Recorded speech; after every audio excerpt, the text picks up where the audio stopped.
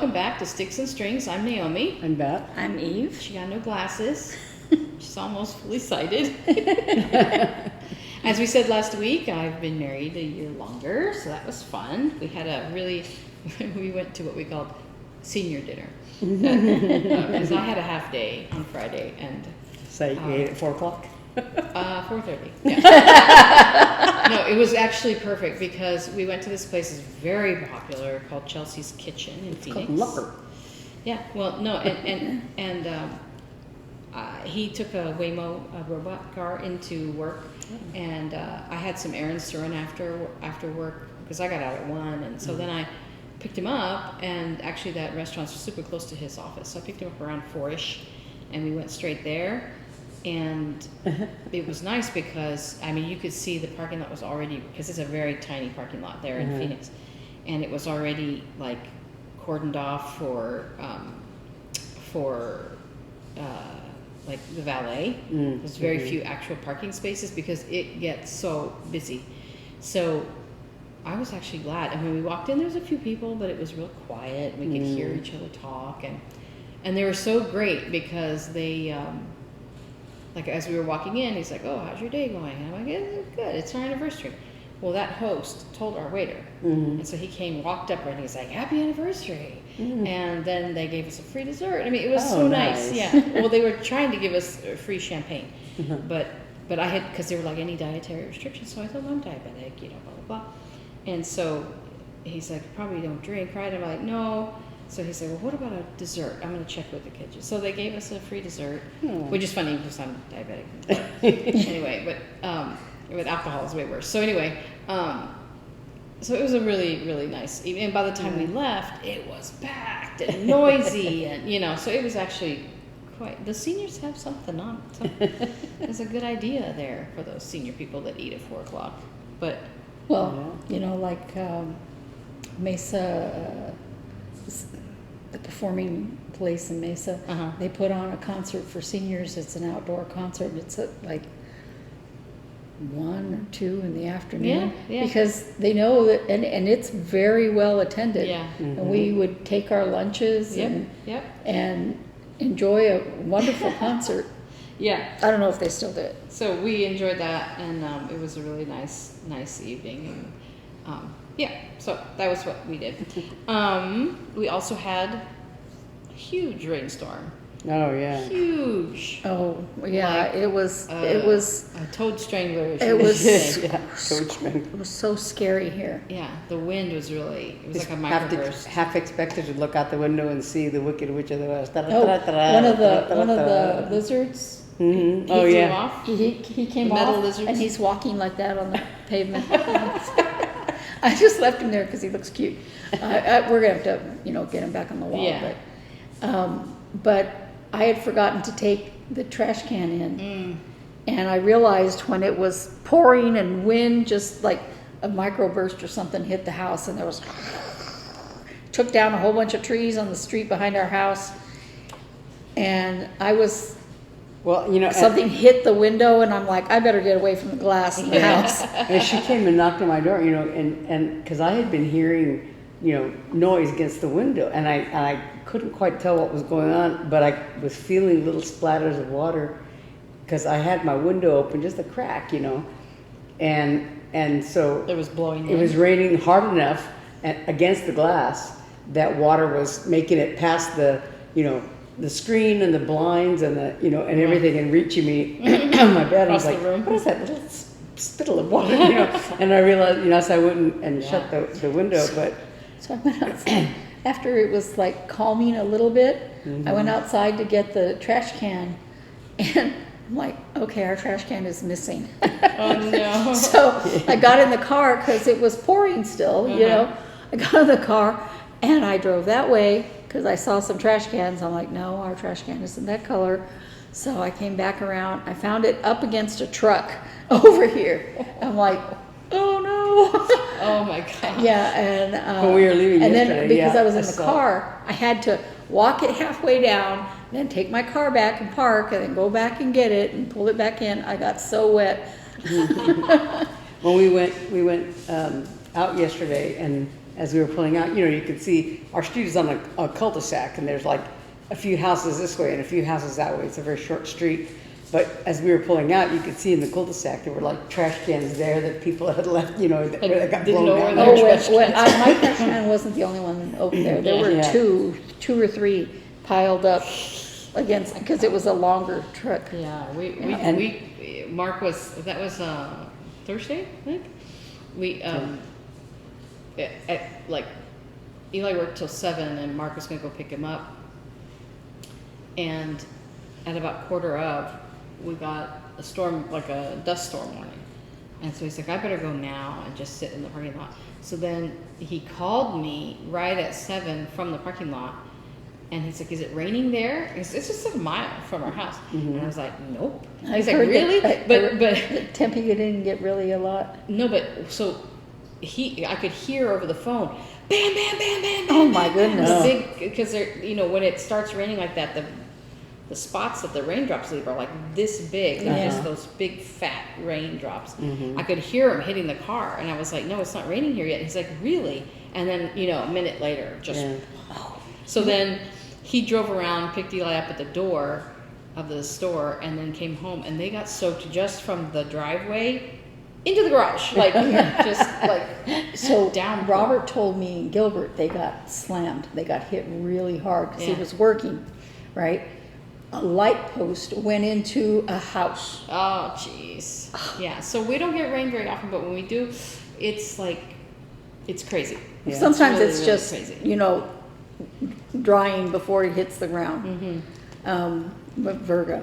But we you get know, that we a lot, haven't but- had regular monsoons No, this we- summer. but We we got have- rain on June 1st, and then what is this, August?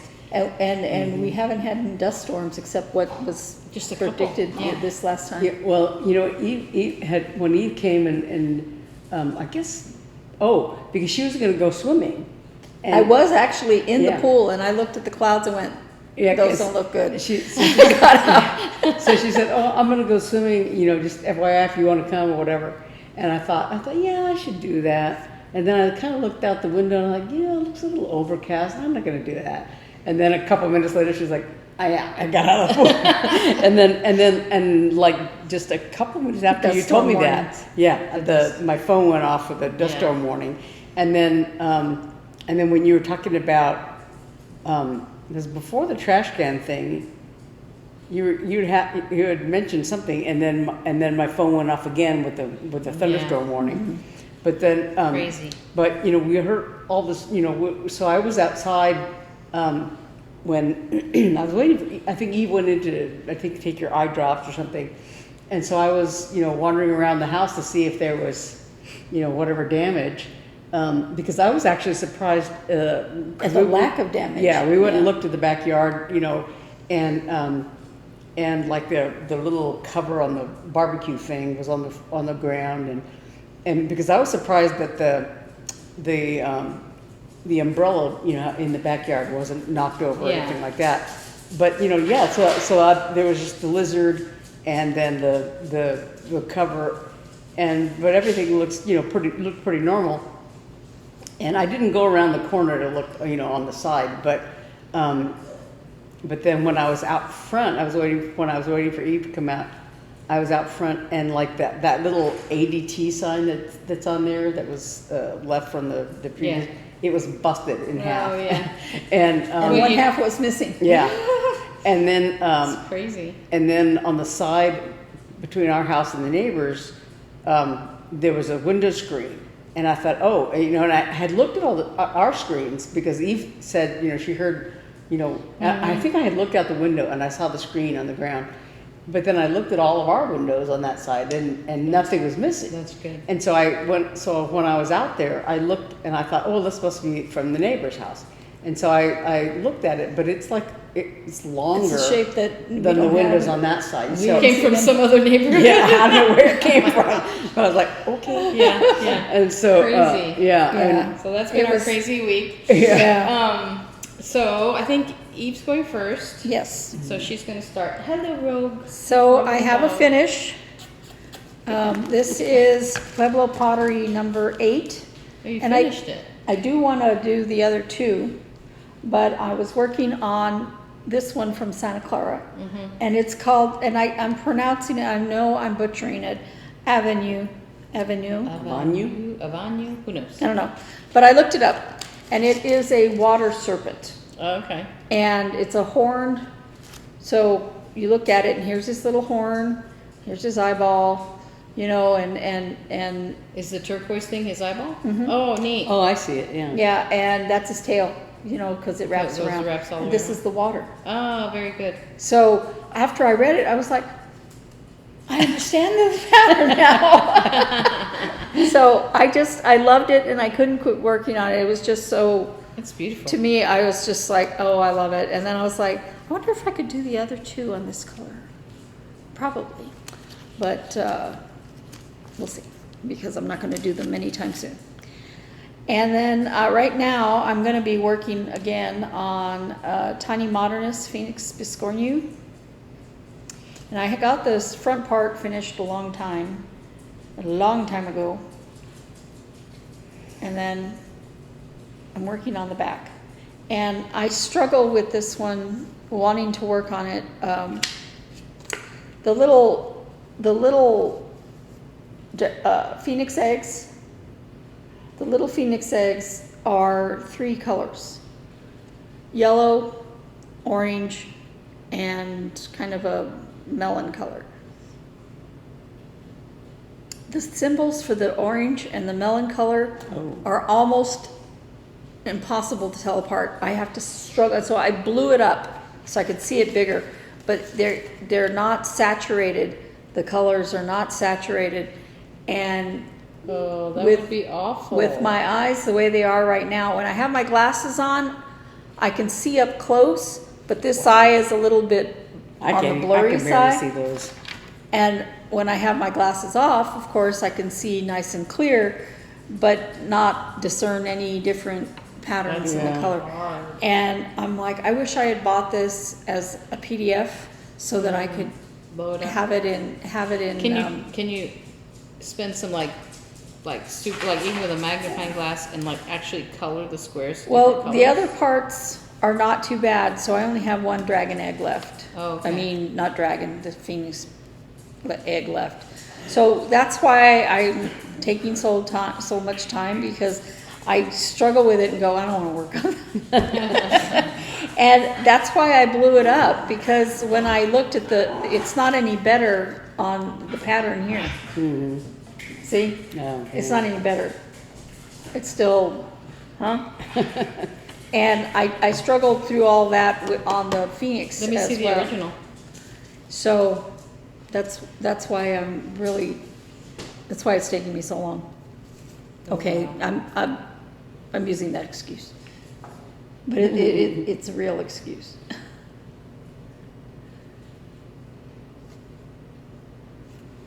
Oh, so some are like An arrow. a double-sided arrow, a mushroom, and a club sign. Well, no, but yeah. Anyway, they're really hard to discern from the other. The mushroom is the easiest, and it's yellow, and you can tell, the egg is yellow. So that one's the easiest. Where are the little spots, and when they're clumped together, like on these spots here, the bigger spots, they're easier to discern. It'll give me a headache. Yeah. Yeah, so I'm going to be working on this right now. Right now, fortunately, I'm on the other littler flowers, so yeah. And then my cross-stitch camp piece. This is by Boomerang Stitches. Oh, yeah. Ruby-throated hummingbird.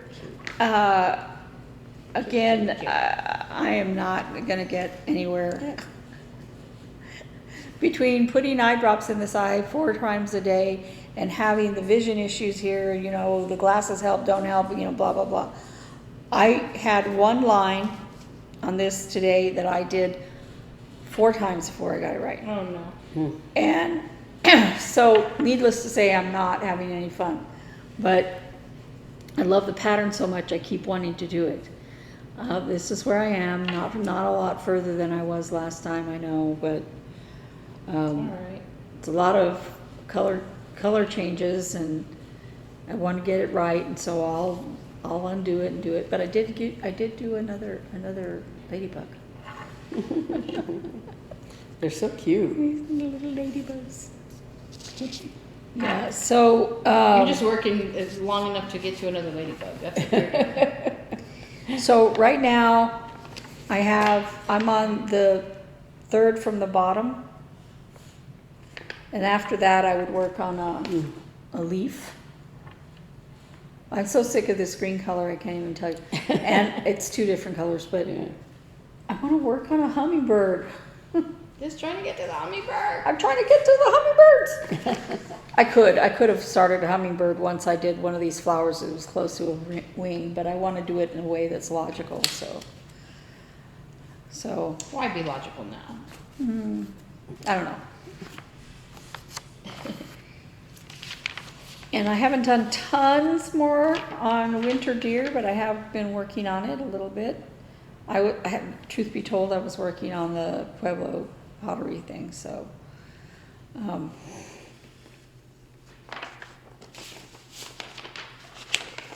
He's coming around. So I've done a little bit more back stitching, and then I did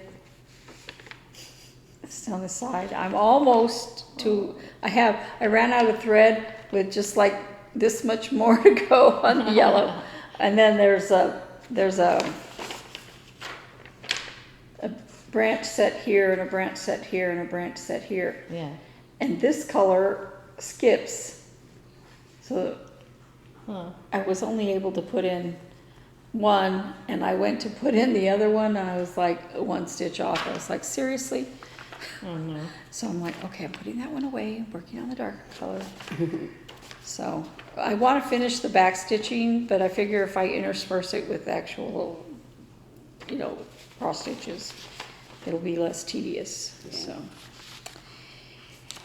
and you would think that with the rainstorm that we had, that it would be cool. You would think that, wouldn't you? But all of that just made the heat wet. For those of you who live in humid climates, I feel for you, because Eli was just saying today as we were walking in, he's like, I don't know how they do it in Florida, or like the East Coast, where it's so humid. It doesn't get as hot. That's part of it, but it is still miserable. I know. That's what I always said. Like he says, I could take the hot, as long as it's dry. When I lived in Arkansas, we had the Arkansas River.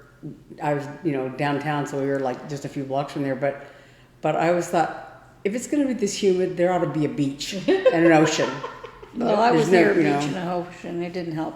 Didn't make you feel any better. Well, when you're on the beach, that's different because you get the breezes off the beach.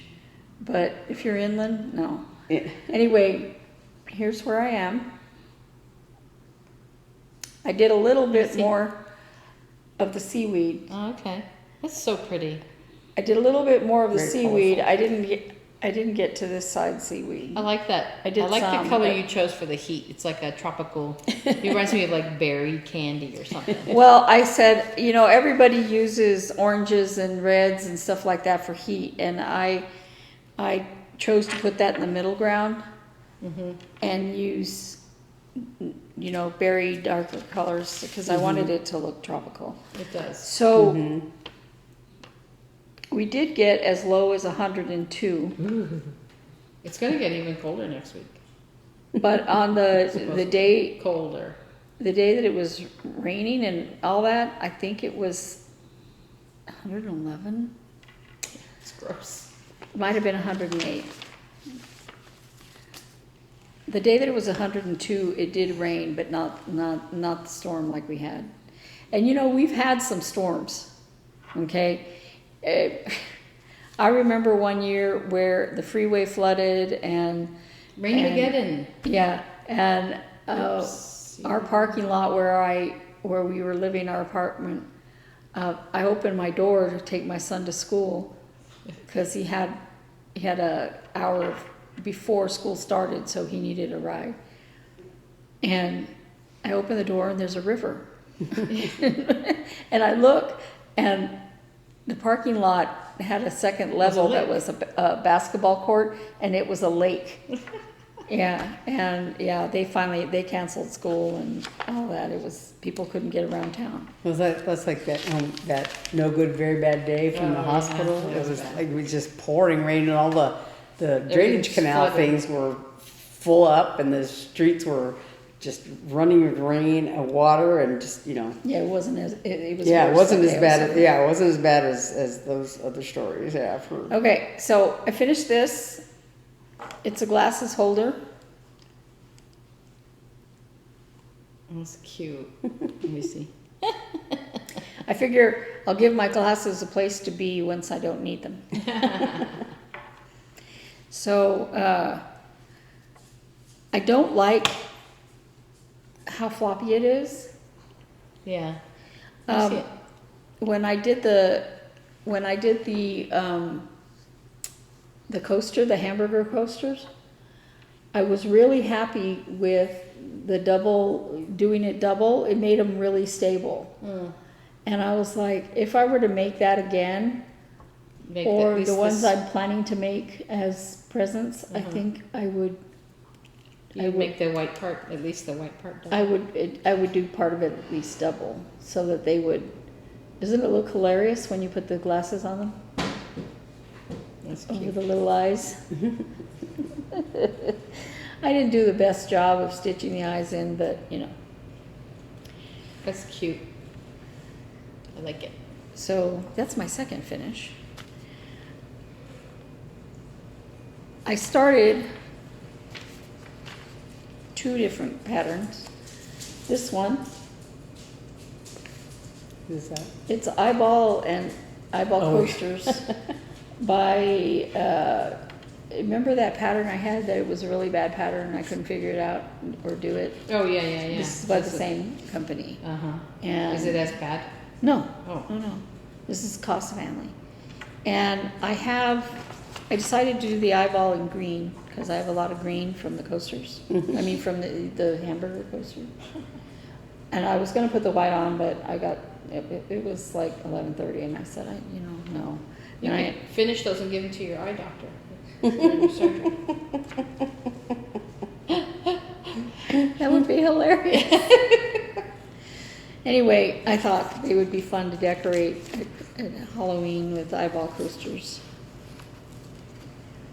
But I kept looking at these patterns kept popping up, and I thought, he's too cute for words. Oh, he is very cute. And it's advanced and intermediate to advanced.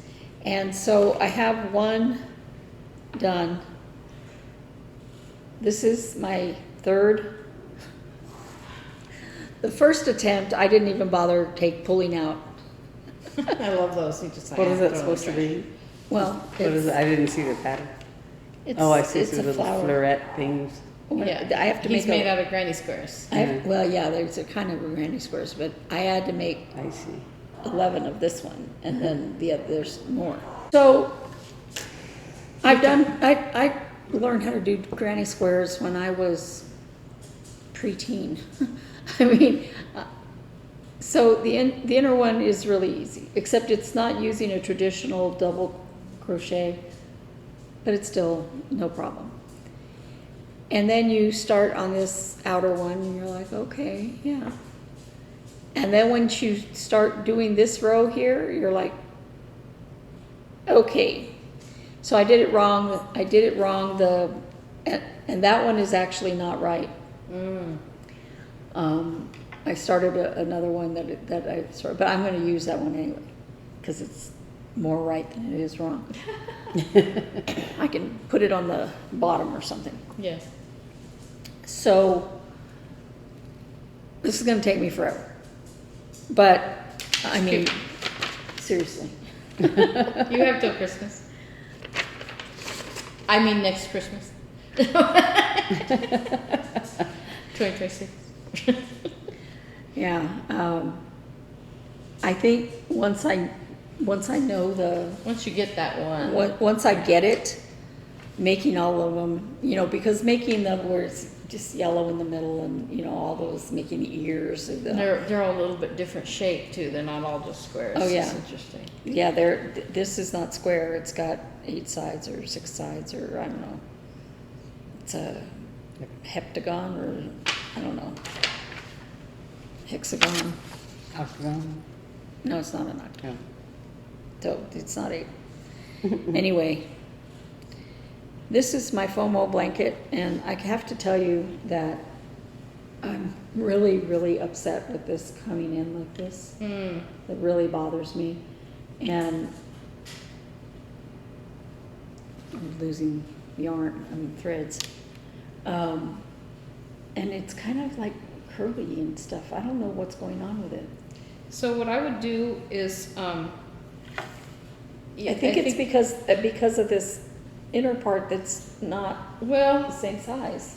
no, I think, so that's just a tension issue because these stitches are so much, they're like really super even, and this one, because of the way they're stitched, is loose, and then this one too.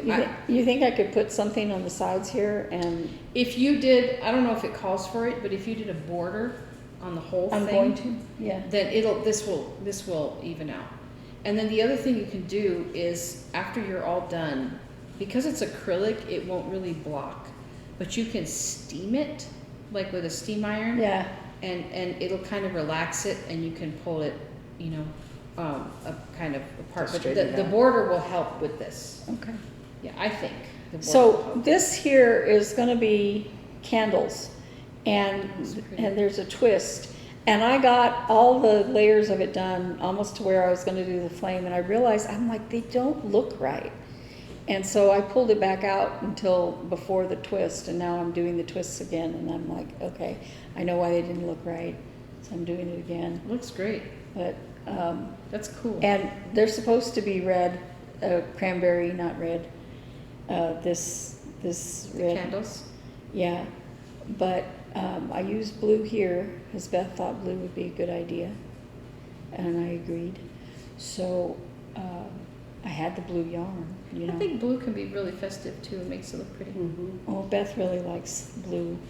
It's not for her, but still, You don't want to hear her complain for the next 10 years about how you didn't put blue in the dang blanket. Here comes that Christmas blanket with no blue in it. When she suggested blue, I thought, I happen to have a skein of blue yarn, and I may not use it again after the candles. I don't know that there's a place to put them again after the candles. Put the blue, but I think the candles will be beautiful in blue.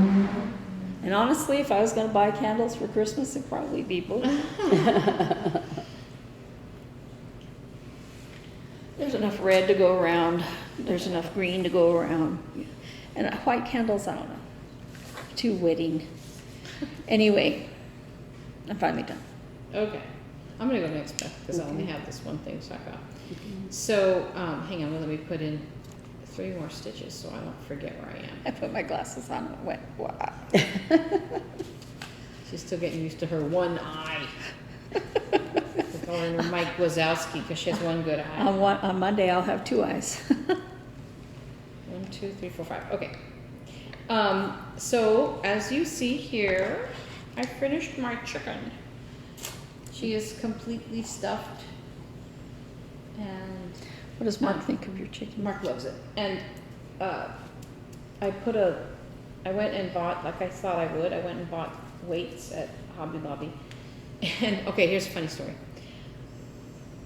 So my craft room is a disaster right now, and it's in flux because I'm getting ready for Hannah to come home.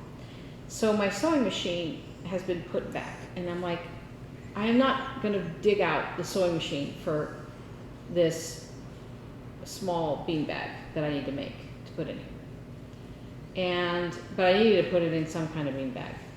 So I walked into my craft room / Hannah's room, and I'm looking around, and I see some extra cotton batting from, I think it's back from my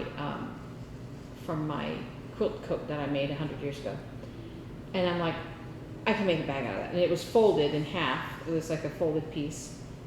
So I kind of just sat the the bottom of the chicken, because I had already stuffed it pretty much, and I just had a little hole open.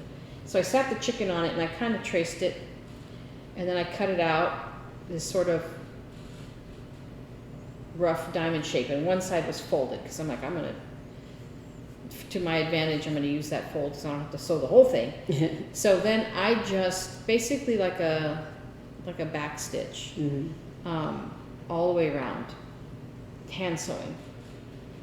And then I stuffed as much of that beanbag holder as it would hold, and then I stitched it shut. So I'm sitting there all night long, and because then it was Saturday night while I was actually editing the video. This is what I was doing, was stuffing this chicken, and then making that little beanbag, stuffing it up in there, and then so the whole bottom, this whole area has you can kind of hear it, has a little beanbag in the bottom.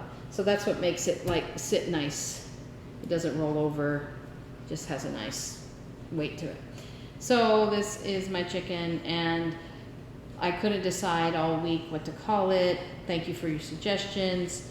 But I decided, okay, because this wool comes from a sheep named Naomi, and Mark said, I can't name it Naomi, but I heard this crazy video, this woman talking about an old song that she learned in the 4th grade. And she said, and there was a thing about a lady named Naomi who got murdered in the song. She's like, I was in 4th grade. Why are we singing songs about these? Anyway.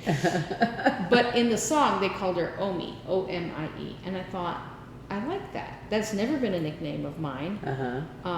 So I've decided to name her Omi, capital O-M-I-E. So in homage to the sheep that gave this wool, for the dark gray wool. So introducing Omi the chicken.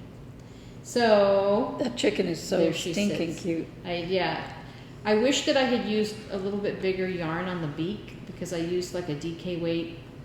Although this yarn fluctuated between DK and worsted a lot. And as a matter of fact, when I spun it and had it in the skeins, I had written DK. But the gold yarn is much smaller, and so I wish that her beak had come out a little bit bigger if I'd used a little bit. No, I thicker think it yarn. looks great. But other than that, I think she's great. So I would probably make more in my future, but anyway. Hannah's so going to steal it from you. maybe. So that's my chicken, and then the rest of the week. So that was Saturday. I finished that. You're lucky it probably won't fit in her luggage. That's it. In Andor, when the mother says, I think I'll call it Cyril. Yeah. So the rest of the week, I have been. I pulled this out, and I've been working on Hannah's sweater, just because I really like the chart and I just decided to see if I can start working on this consistently. She's going to be old and gray by the time you finish it. She will be, but that's okay. Actually, it's interesting because I have to, when I split for sleeves, is that what I said? Not split for sleeves, but when I start the sleeve steek, it has to be at 14 inches, and I'm already at 10. So that's kind of, or let's see, actually, it's hard to measure, but I'm like at 10 and a half, I think, ish. 10 and a half. So that's kind of encouraging, because that means like something else to add and like new. And I'm only 1, 2, 3, 4, 5, 6, 7, 8, 9. I'm 9 rows from changing this pattern. And what will happen is, hopefully by next week, you'll see that the dark color, which is right now the pattern color, and the light brown is the background. It'll switch. So the dark will become the background, and the light brown will become the pattern. So you'll see this pattern that you can see here. It'll be in the light color, and the dark will be the background. And I've read a lot about stranded color work, and depending on what country you're talking about and what tradition you're talking about, like in Norway, they say there's no such thing as dominant color. Like if you have a dominant color, then you have bad tension. But in traditional Fair Isle, there is a dominant color technique, and that is as you carry, so each row has 2 colors to it, and you can see, I'll put a close up here, like this row has obviously the dark and the light, and whenever you do that, what you want the dominant color to be is carried along the bottom. So the two yarns are like this basically, and when you choose one of these for a stitch, I think that in certain types of stranded knitting, they go ahead and let them cross. But in Fair Isle, you keep them like this, and you pull like right now I'm pulling the dark one always underneath the light one, and the light one I'm pulling it always on top of the dark one. And that keeps so what happens is the dark color right now is a little bit fatter, it's a little bit looser, and kind of shows up a little better. And I'm very curious because like you'll see here in this dark area, the white was the dominant color, and so it almost looks too loose, and the dark looks real small. So that's kind of interesting. And this is really my first major Fair Isle piece that I've done. I've done some small mittens and stuff, and I don't think I was paying attention to that as much as I am now. So when I switch to the other color, the reverse, I'm going to be really conscious of that and see really how it changes it. So anyway, so that's all I've been working on this week for me. And my other major project is getting Hannah's room all buttoned up for when she comes home. Which is soon. Which is very soon. And I, last week, with Mark's help, I pulled everything out. And now I'm in the process, I had to put it away because of cats, but I'm in the process of putting everything back in a organized kind of way. And so it's a major undertaking and very disturbing. But fortunately, like I have that big knitting backpack that Eli gave me, and this is the project bag for, I love this project bag. This is the project bag for this sweater. And it fits inside the big backpack on top of my aunt's sweater, which I still have I still have a pocket to sew on that.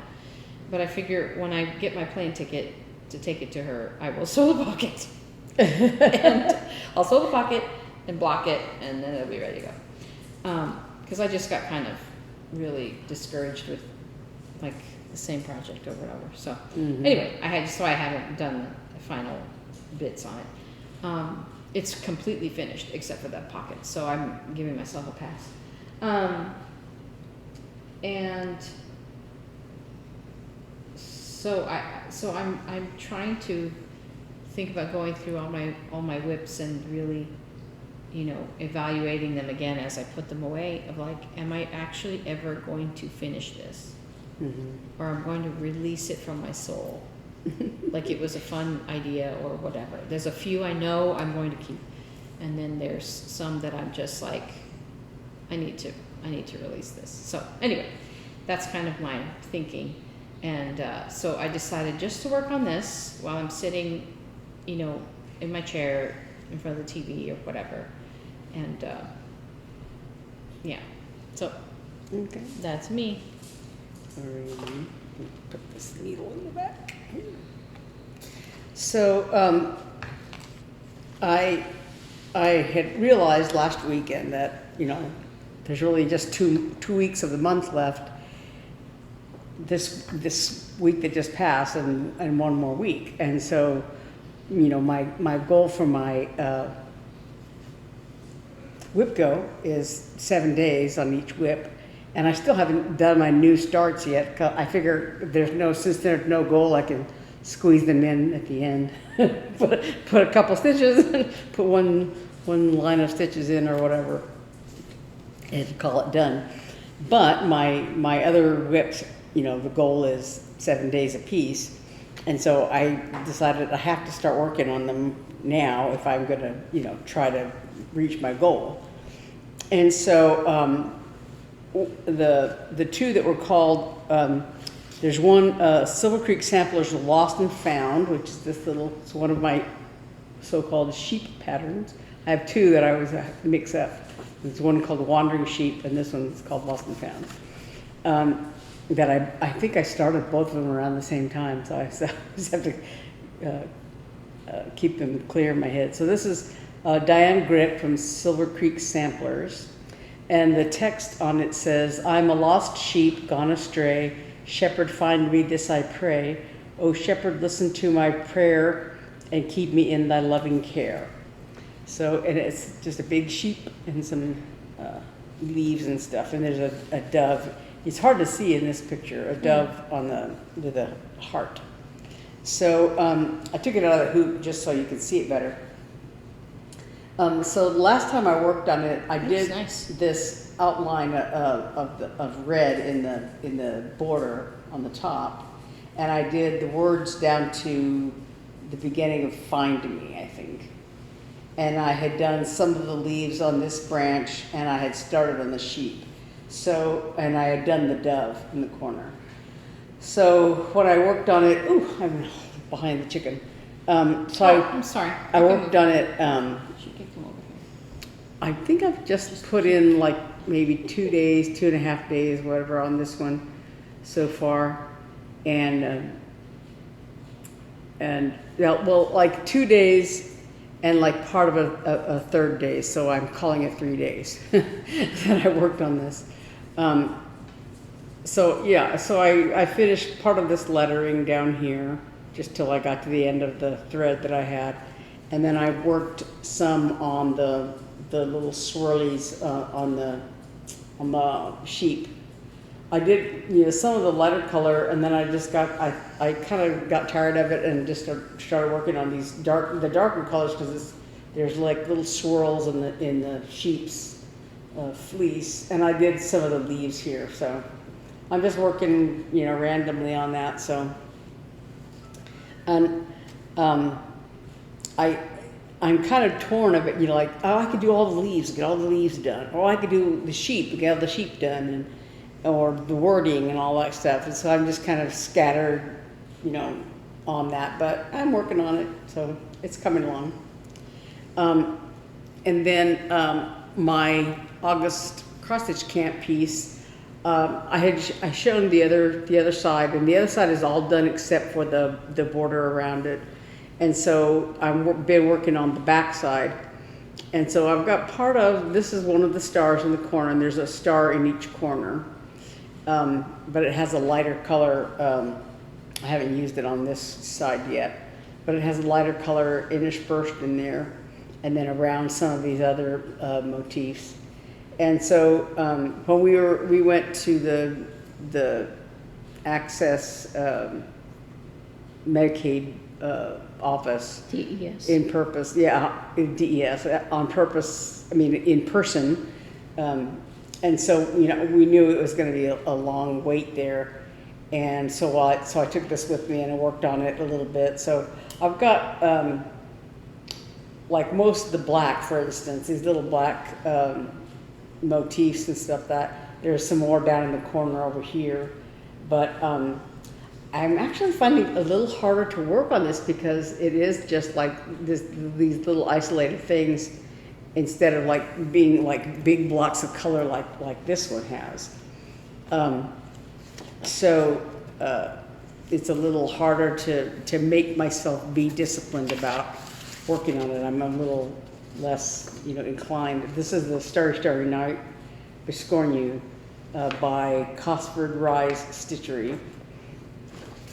And it's, the August thing is do something new to you. So this is a new designer. But it is I did get in the middle of the gold. There's two shooting stars and the Big Dipper twice on there. So I did get that done.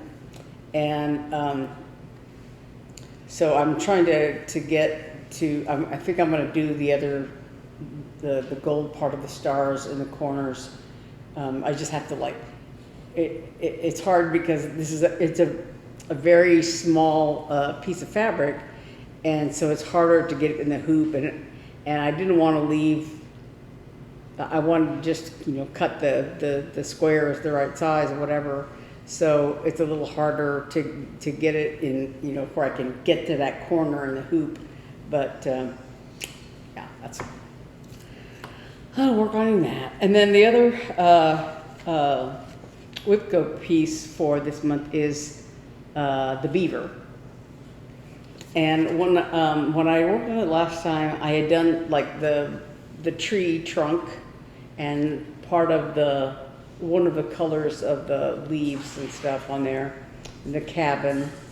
And then I had started on the beaver. I hadn't done much on it. So when I picked it up again, I just started working on the beaver itself. And so I finished his face. His face is all done. And I had started on this brown color on the body, but I went ahead and did like, there's ecru in this face, and then this lighter sort of a pinky color to define his cheek and all that. And then there's along the back here, there's some designs along the back that I did. So I think I'm actually done with this pink color and the ecru with the white, off-white color. And yeah, so now I'm just working on the brown, and all this blank space that's here is one of the Fancy Floss colors. All of these, this is by Cottage Garden Sampling, sorry. And so all of these Year in the Woods patterns, they have like 2 Fancy Floss colors and the rest are DMC. So I have not done either of the Fancy Floss colors yet, but I've just been working on the DMC threads, and part of it is because of the little motifs and all that. They're easier for me to work on the motifs and then fill in the solid colors around it. So this blank space over here, this is all one of the Fancy Floss colors, and then I'm working right now on finishing doing more of this brown. It's a DMC color, and then like the beaver's big tail is down here, and that's a whole another undertaking. But I'm hoping then to do like all of the brown, so that all that's left in here is the fill-in of the Fancy Floss color. And then, so if I'm lucky, maybe I'll finish that, and I don't know that I'll get to the tail this time around before I hit the 7 days, but that's the plan. And there's the reindeer over here, and the little brown bat, which was last week's Year in the Woods thing. Yeah. And actually, yeah, I didn't realize until Eve mentioned it that the new numbers for September are going to be out in a couple of days. Today's the 23rd. Monday. Yeah, so Monday, yeah. So that'll be exciting. We'll see what's coming up. But that's me. That's you? It's All right, let me just do that. So that means it's time for question of the week. And last week we asked you guys what are some meaningful, or what's the most meaningful project to you, and for you guys, and we got some answers. Noreen says that she sewed her daughter's wedding gown, and the wedding stuck, so that's cool. And then she said last weekend she helped her 21-year-old daughter with some sewing, so that's neat. I forgot that I taught you how to sew instead of your wedding. Yeah. Yeah. I sewed my own wedding gown with Eve's help, and yeah, so that was many years ago. 1,000 bridesmaids dresses. yes. And then Vicki Campbell says that she's most proud of some cross-stitching stockings for herself, daughter, and son when they were little. We all still use them every Christmas. And she's working on one for her daughter's oldest, but she says she's having a dickens of a time with the Dimensions kit. It seemed so much easier years ago. And that her most recent cross stitch was for her oldest granddaughter's high school graduation this past May. And the special thing is that when she went to see her last week, she was packing up her things to go to college. She brought that cross stitch and said, I'm taking this with me and hanging it up in my dorm room. Oh, So that means she's nice. stitch worthy. So Yes. that's very cool. And then Mary Passmore says her best favorite item that she made was for a double-sized bed, which was a double wedding ring quilt. I've wanted to make one of those. I look at those a lot, and I think, should I do one of those? So this was for her son and his future wife. She hand quilted it. She started in 2007 and finished before they married in July 2008. Wow. Nice. Good for you. And then I'm impressed. Chris Cook says that one of the projects she liked the most was in 4th grade. When her daughter was in 4th grade, she learned about the 50s and 60s, and they had a dance at the end of it, and she made her a baby blue poodle skirt for the dance. So that's fun. Thank you so much for sharing. I love that. It's very exciting. So this week, our question to you all is about your local needle shop. Number 1, do you have one?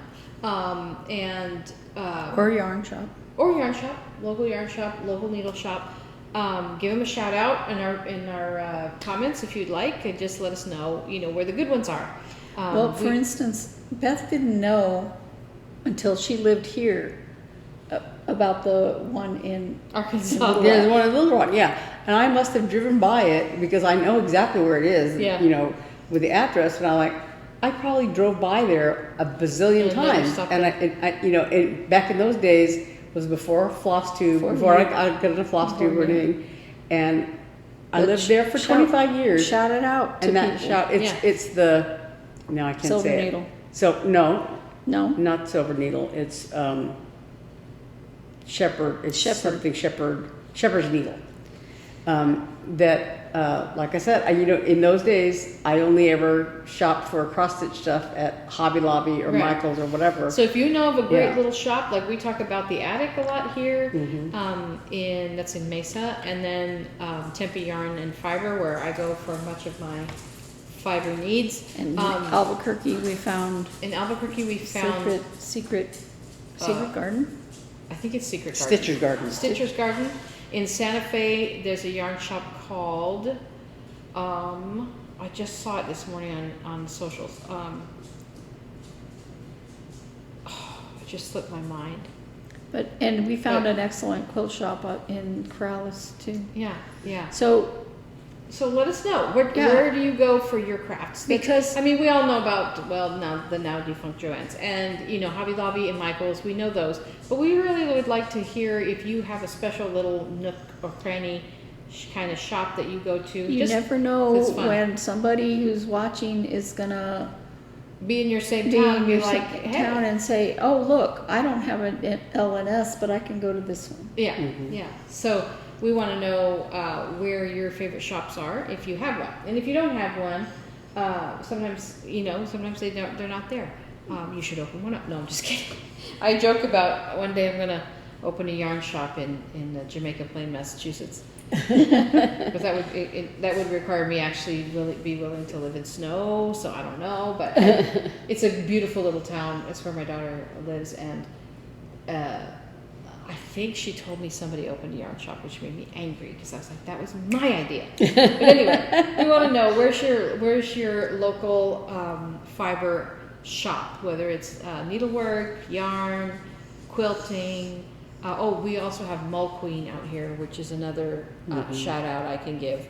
We love Mull Queen. It's a quilt shop. I bought my sewing machine. Yeah, you got yours there, and quilt fabric. They have lots of beautiful quilt fabric. Yeah, I don't sew, I don't quilt, anything like that, and I just go to Mull Queen, tagging along with either of them, whatever.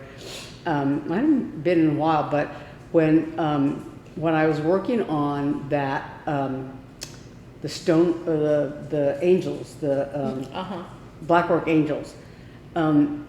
I had envisioned, I wanted to make them into individual ornaments, and I was thinking about a black fabric for the back, but I wanted to incorporate their all black and gold, the color scheme for them, and so I wanted a fabric like that. And so when we were there, I was looking at all the quilting fabrics, and they had a very nice black fabric that was shot through with a little gold, very lightly, and they helped me find the right fabric and the right kind. Because they're whatever. small and everybody works or knows. Everything, yeah. What's Yeah. really nice about, I was gonna say about Mall Queens especially, is those ladies are super knowledgeable, and they're, like sometimes you feel like, I've gotten that feeling at Joann's. Now, I worked at Joann's for about 5 minutes, and one of the things they said was like, talk to people about what they're making and ask them and all this stuff.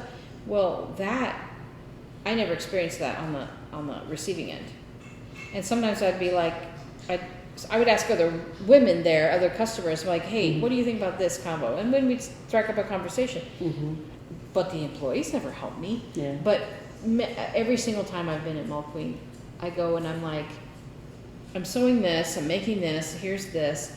And they're like, oh, what about this? What about this? Well, I What saw about a this? quilt pattern online, and I went in there and I'm like, do you have this? And they looked through what they had, and they said, we don't really carry that so much, so I can't say that we'd order it. But they did look and help me, and then they helped me find something that was similar. And any sewing gadget that you could possibly imagine is on their walls. It's really So great. having a local shop is so nice, and I know not everybody has that. Yeah. Has that, but if So you have one, Tell us where yours are. Where do you go for your secret stash? and if you don't, where you shop online. Yeah. Sometimes you got to shop online. Sometimes you have a local shop, and you still have to shop online. So Well, that's fair too. I don't shade people for shopping online, because I know like sometimes like I feel bad. I feel bad like for this yarn that I bought. I bought this all on yarn. I mean all online, because I knew that there's many times when I've gone to my local yarn shop and they don't have the sweater quantity of that exact color, and then I wind up having to change my color, and I'm like, I know exactly what I need, and so sometimes shopping online is the way to go, occasionally, but I do love supporting my local yarn shop. So when I had that birthday money, that's why I went and got that cute little case.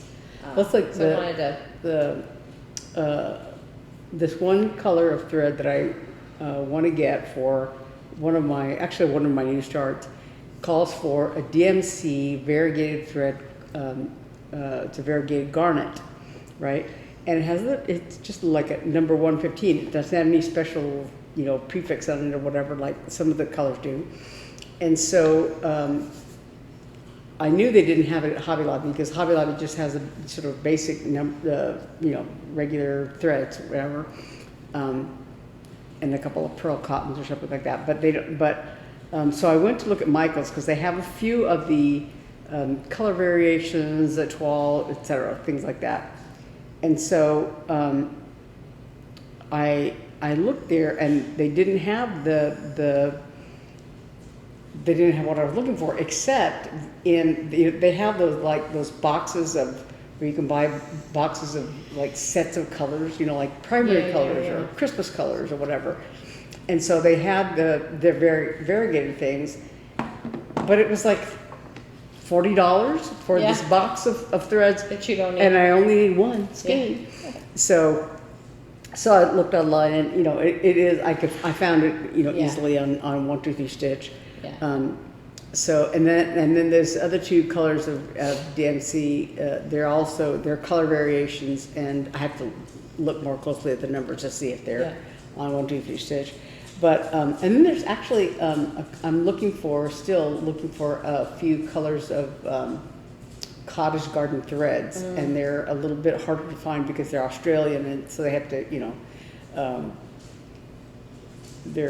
they're just harder to find. They're not like you can't go down to your local store and grab. They have a few of them at the attic, but not the whole range of colors. They probably could order it for you. Huh? They probably could order it for you. Yeah. So anyway, so that's our question to you, and now we're going to move into stories. There is a story I wanted to tell last week. It completely slipped my mind. So where I'm working now, I used to work back in I want to say 17, 18, 19-ish. 2017, 18, 19. And I left for a while. I was, as you know, at the symphony, and now I'm back. And I had a very strange moment. So as part of this job, we have a mobile, what we call a mobile box office. And it was laptops, printers, and scanners that we take to the different venues where our organization performs. And all of those items were in a storage unit, and we had a little bit of change in personnel, and so I was like, I need the mobile box office stuff, where is it? So other people went looking for it, we found it, we brought it all back to the office. So I'm going through it, and I open up a box, and it's basically the same laptops and printers that we had all those years ago. Maybe new laptops, I don't know, but same printers for sure. So I open up this kind of one of those file boxes and had all kinds of stuff in there, and I pull something out, and here's a picture of it. And I'm looking at it. I'm going to show you guys as I'm speaking, because I don't think I even told you guys this, or maybe I did. I'm looking at this item, and I'm like, oops. I'm like, I recognize that fabric. Mm-hmm. What is this doing in here? In 2025. Why is this fabric? What is this? So I untie the tie, and then I begin to remember that and here's a picture with it untied. I'm like, did I make this? And then I open it further, and for sure I recognize that fabric. Yes. Did I make this? And there's what's in there in the slots that you can see are scanners. And I'm like, I must have made this. I have zero memory of making this item. So I went to my friend who, back when we started like a week apart. I went to her and I'm like, did I make this? And she's like, yeah. You made it for the scanners, to hold the scanners. And I'm like, I recognize the fabric from, that fabric is in my jacket. Yes. Uh-huh. My winter jacket. It's the same batik fabric. I've had tons of yards of it, I guess, forever. And I'm like, I have no memory of making this thing. And it's been in use there. It needs a wash. They've been using it all this time. Well, then you made them something useful. I guess so. But I'm just like, it was so funny because I'm like, I pull it out and I'm like, what? It was the weirdest thing. I'm like, I was completely speechless. I mean, it lasted all this year. The tie is starting to look a little worn, but it was so funny. It's like, and I'm like, I recognize this fabric. What the heck? It's something from a million years ago. It's so funny. Oh my gosh. Anyway, I meant to tell you guys that last week because I found it last week. And I'm like, I've got to tell this story because I can't believe that. And this is the pattern kind of a thing. I made several of these kind of pouch things. I made one for Mark to keep his English horn vocals in. And then the lady who sold him his English horn was like, can you make me a big one so that she can send, because with English horn they have these little vocals, so it's a metal tube that goes from the instrument to the reed. And bassoons have big long ones, but English horns have little ones, and they really do change the sound of the horn. So it's like you buy the horn, you choose the horn, but you also choose the vocals. And so she would send vocals for trial, and so she asked me to make her one with that one I made little slots that just fit the vocals. And so this one I made big slots that fit the scanners. Crazy. I don't remember making it. I literally don't remember making it. I remember making the vocal ones. I remember making Mark's, and I remember making for the lady who sold the instruments, but I don't remember making that, which freaks me out. And then I made, I don't know, more recently, I used kind of this same concept to make Hannah a needle case. You remember that? When I bought her a knitting needle case, but it just came in a vinyl package. Yeah. And so I'm like, I'm going to make her a needle case to keep her needles in. And it worked. It was really nice. I was really proud of that thing. But so weird. One day, so weird. There I do. One time, I had a picture of it on my cell phone back in the day, when I was in Little Rock, I went to put on a pair of jeans, and I don't remember when the last time I had worn them was, but there was a $10 bill in the pocket. I'm like, bonus. I don't remember what the, you know. That always happens when you put on your winter coat. You're like, what's in the pockets? What am I gonna find? Yeah, and you know, the thing is that I've always known where every penny I own is, because you know it's that tight sometimes that you know that you know, I know if I have. I thought I had some. I don't. You have a pair of scissors? Sorry. No, it's okay. But you know, yeah, I know where like if I have, you know, 52 cents in my purse or something, I know where all, you know. Yeah, for and, every. yeah, and certainly a $10 bill. like my brother was always the type that he had like a, you know, a coffee can or something. He'd throw all his change in there or something, you know, or he had it lying around. Like I think one time he had stayed at our house for a while, and then he got his own apartment again, and so in the room where he had left a bunch of stuff, there was a bunch of change here and a bunch of change there, and he just like, you know, and it's like I have never been like that. I've always known where every penny is. And so to find a $10 bill in the pocket of a pair of jeans that like I had no idea where it had come from. Yeah. Like, how did that happen? Well, you know, it's funny because I also find like reports and files that I made from back then, but that was like exceptionally strange. Especially since I don't remember making it. Like usually I remember making, you know, everything. Yeah. It just cracks me up. I'm like, oh my gosh. Well, you know, I still remember when I was first learning how to cross stitch. I had done a couple of little kits, and then I got super ambitious and did a big kit that I eventually gave it to my grandmother for her birthday, like several months afterward. but Better than me. The way, you know, you're talking about having a memory of that project. I remember, you know, it's funny that you can remember very often, like exactly what was on, what you're watching on TV or what book you were listening to or whatever. I think it imprints somehow in your brain because there's as I say, because this television show, it was on for like 13 episodes and then they canceled it. Yeah, it works the opposite way too. What do you mean? When you watch a television show that you used to watch? I was putting together a model of the Enterprise or something like that. I was in Belgium, and Kelly was working, and I was by myself, and I was just sitting on the floor watching AFN. You have one channel, you know, and I maybe it was a Challenger model, not Challenger, but it was working on a model. Space shuttle, yeah. And I was watching the Space Shuttle Challenger go up. Mm-hmm. And the only reason I remember that I was working on a model was because of what happened while I was watching it. Oh, yeah. So I feel that too. Oh gosh, I got water on this sweater. Like sweat drips on my cup.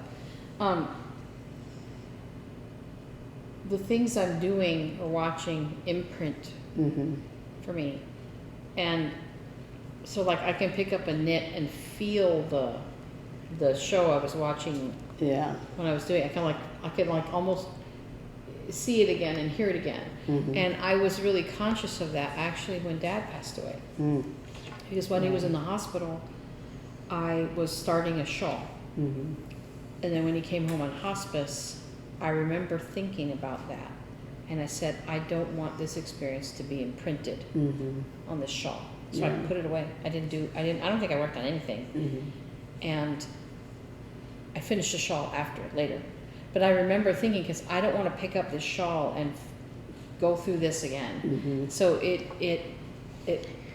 does. It was the first time that I really was like conscious of it and like made a decision like, I don't want this imprinted. Like, you know, but yeah, you know, I can hear like, because I watch a lot of movies or listen to books while I'm knitting, and so sometimes I'll pick it up and I'm like, oh, Harry Potter, you know, or whatever. Yeah. So Well, I watch a lot of TV while I crochet and cross stitch and audiobooks and sometimes music, right? yeah. And so you pick up something and you're like hearing the song. in your Yeah, head. exactly. It's funny. It's really interesting. Yeah, so How the brain Oh, works that way. Yeah, I was gonna say, I remember that with that particular show, it was David Soul. He used to be in Starsky and Hutch, and he was like a I don't know, detective or something.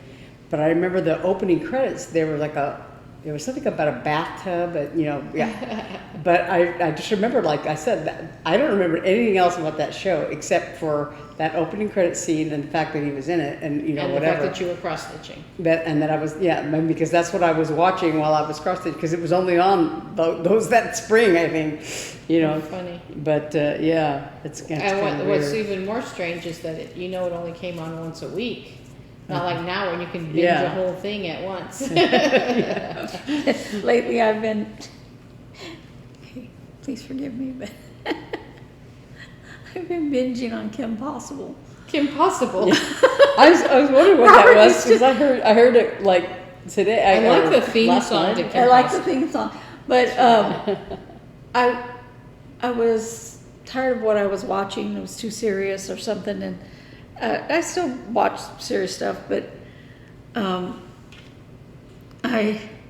I was looking for something on the Disney Channel, and I saw Kim Possible, and it has very good memories for me of when Robert was young. Yeah.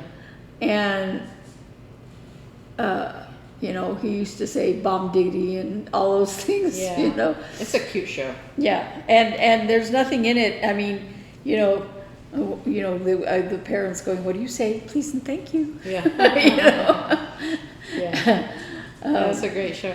No, you don't have to apologize for that. But I mean, you know, I'm an adult watching Kim Possible. What's funny is that I, a lot of times, especially when I'm knitting, especially it's like this particular pattern, because I have to be paying attention to the chart. So I can't be watching something that's that I've never seen before, because I want to watch it, and you know.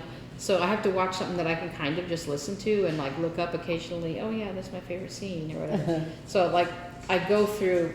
This is my. If you really want to know, I either will watch all 3 of the new Star Treks, the Chris Pine versions. One time, because I was working on a big project, I'm like, I'm going to watch every single Star Trek. I'm going to suffer through every single Star Trek movie, meaning the first one. That's a big ask. And then, so I did. I watched all the Star Trek and films. 5. And 5. Yeah. So I watched them all because I'm like, okay, this is my project. But you know, so anyway, and then I go through a phase where I watch all the Harry Potters in a row, and then I watch Lord of the Rings. all the Lord of the Rings. So last But night you have to watch the extended. extended version or get away from me. So I told Hannah, whoever you marry, they better not come in here with theatrical release Lord of the Rings.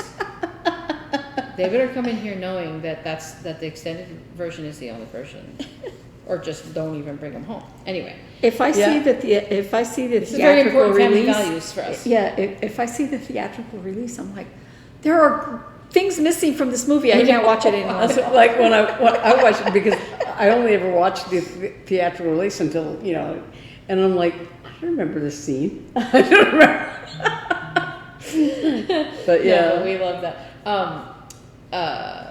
And then I just saw that, I guess it's today, Harkins is doing a Harry Potter, festival where I think it's every weekend you go and watch it. And part of it was a book. That's a book because that nothing opens. is coming out of that. I know, because there's nothing. A book that opens with that's a popcorn. I only ever want the popcorn containers. Yeah. Like the Jurassic World one. I didn't want to see Jurassic World, the new whatever it is, but I wanted the dinosaur popcorn container. Anyway, I've been watching on YouTube the reaction videos, this stuff. There's one girl that I really like. I like her reaction videos, and she so like lately, I mean not lately, years ago, I saw on her, I was looking on her channel, and she did like all of the Marvel movies. Oh. All of them. I don't know if I could do that. And some of she them said are- like she said like in the comments people were saying it's gonna take you 20 years to get through all those movies. So it's enjoyable for me because like I'll put it on, and because especially if there's 'Cause you movies don't that have I've to seen watch already. it. Yes. Well, and it's And so, truncated, you don't yeah, see and the it's whole thing. there's 20, 30 minutes, whatever, and also because I know the movie, I'm sort of like wanting to see, oh, how is this person gonna, because it's the first time watching it supposedly, so it's how are they going to react to this scene, or how Have like, you ever watched those reaction videos to the Green Mile? No. You should. No, I think I've seen. There's maybe one where they're just like Yeah.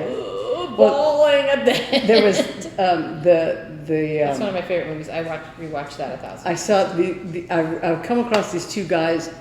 They're very funny because I was watching and/or reaction videos because that's my addiction obsession. lately. But then I was looking at other things on their channel, and they had a reaction to Jaws. Because there's two guys, so the one guy had seen it, a long time ago, and the other guy had not seen it because it came out I think it came out before he was born, because he's like, it's like 50 years old or something, like he's 46, and so he was saying he hadn't seen it, and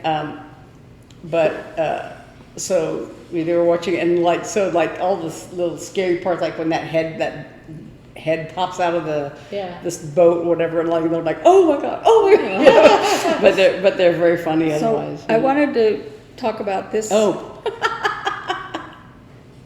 What is that? Robert gave me money for my birthday. Uh-huh. And I was hungry, and I was coming back, and I said, I'll just go through McDonald's. And I was planning to get one of those $5 meals, Uh-huh. And I heard myself saying, I'll get the McDonaldland meal. $20. Oh, really? But it comes with a collectible tin. See? What is And this that? is the hamburger. Hamburger? Wait a minute. This is the hamburger. Here. And there's a sticker that says Rubble. You have to remember who the hamburger is. There's a McDonaldland passport, so I could go play some game online. I'm not interested. Here's another one. I scan it to go into McDonaldland. Might be fun. I don't know, but I don't have time to do that. And look at this sticker. It's this little mugshot. It's this mugshot. Oh my gosh. Keep up. Hamburglar and I are mid-heist. He looks different than when we were kids.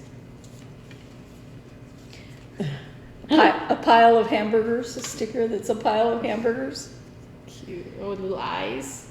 That's really cute. We'll have close-ups of these. Look at this postcard. And this one, it's another postcard, but I'm like, meh. McDonaldland. Oh, that's funny. When I was younger, all of these characters, when I worked at Fillet of McDonald's. Fish Lake. huh? Fillet of Fish Lake. Yeah. When I worked for, and they have, I'm sure they have other ones, Yeah. but I'm not going to buy other ones because they're $20. It's cute. But they said it came with a collectible tin, and I was like, okay, I'll get that. That's really cute. But I'm like, I want to stick these stickers to things. I mean, his little mugshot sticker. I mean, they're hilarious. I don't have anybody I'd send a postcard to, but I'd send one of those You can put them postcards. up in your wall, or you could just do something with them. I can send Mary Lou a postcard. No, don't waste it. No. No, that's not that writing her letter is a waste. I'm just saying, like, she won't appreciate that. But Send her a real letter. if you like these McDonaldland characters, I you can get a tin. I want a Grimace one. I would love a Grimace one. Grimace is my favorite. I don't have the picture because it got lost somewhere in my travels. There was a picture taken of me sitting on Grimace's lap when Grimace came to our McDonald's. He was out in the lobby, with people roaming around, and he was letting people take pictures of him. Funny. We have a picture of Eli when he was in the hospital when he was a baby, with Hamburglar, and Grimace standing behind his hospital bed. Yeah, it was really funny. They were visiting the children's hospital. Well, they made these characters. That's where Ronald McDonald came from. They made these characters, Grimace, Hamburglar, Ronald McDonald, and others. I don't remember what the others The are. little French fry with the hair. Oh yeah, the French fry guy. They made these characters and they used them in a lot of commercials when they made them. Mm-hmm. The only one they kept using was Ronald McDonald because he was Ronald McDonald. And then they started using Grimace some more. But people have forgotten about I can't even remember them, and I worked for McDonald's at the time. But I was like, what is this? Oh, it's so cute. It's so cute. That's cute. My dog wants it. Oh yeah, sorry. It's 109 degrees. I think they need to come in. Anyway. That's fun. Yeah. Now I wanna McDonald's meal. Now I want a hamburger. Yeah. You know what I miss in my low carb life right now is a Big Mac. Mm. Yeah, they're good. They're not good for you, but they taste good. Yeah. Sometimes Eli's like, just take a loss, Mom. I'm like, just take the L. I'm like, no, I can't do that. When I worked at Family Life, one lady I used to, she was the wife of one of the people on staff, and so she had, I met her doing we had a walking group kind of thing that people would participate in, and after it got too hot out to go walking every day, she was doing a little like a kickboxing class for a few of us, and so there were like 3 or 4 of us that were in her class. But she was talking about how her big vice was wanting to go and eat a Big Mac, So I was like, I had to fight that urge. I know. So I love Big Macs. I think we should probably sign off. Yeah. Yep. Before the dogs kill each other. The dogs are telling us it's time to go. Yeah, I've got a lot to do today. I have to go to Costco because we have nothing in the house. Oh, I want to go to Costco. And so there's that, and I have to of course work on Hannah's room, and also I fed my starter because I'm like, I'm gonna make bread right before we go, but I'm also gonna make bread now because I want Hannah to eat some when she gets home. I want her to have bread to eat. So so I fed the starter last night, and it didn't grow. Although I think a cat was very interested in my sourdough starter because all of a sudden we heard what we call a cat crash. Sometimes you hear a cat crash and there's nothing to show for it. They're like, what is happening? And you go out and you look. I heard something crash, but I don't see anything amiss. Like, what is going on? It's a weird phenomenon. But this time, somebody had gotten up on the counter and I think was investigating the sourdough starter. They didn't mess with it, but they did knock Mark's Owala down and his water bottle. And I forgot about these scissors. These are nice. So anyway, I'm like, leave my sourdough starter alone. I saw this. I've seen this meme a couple times. It's like owning a cat is where you hear a little clink in the other room and you're like, get out of the butter dish. Oh my gosh, they're so funny. They're funny kids. All right, well, oh yes, next week we will not have an episode. Right. We may put up a short one, but as far as right now, we don't have plans to make a big episode. Yeah, we'll all be for scattered to the Labor Day. winds. Yeah, so, but thanks for joining us. Thanks for answering our questions. Please let us know about your local lunch. local yarn shop, local needle, local fiber LNS. shop, your LNS, LYS, LQS, and and let us know. And we will see you in a couple of weeks. So have a great and safe Labor Day weekend. Yes. Thanks. Bye. Bye.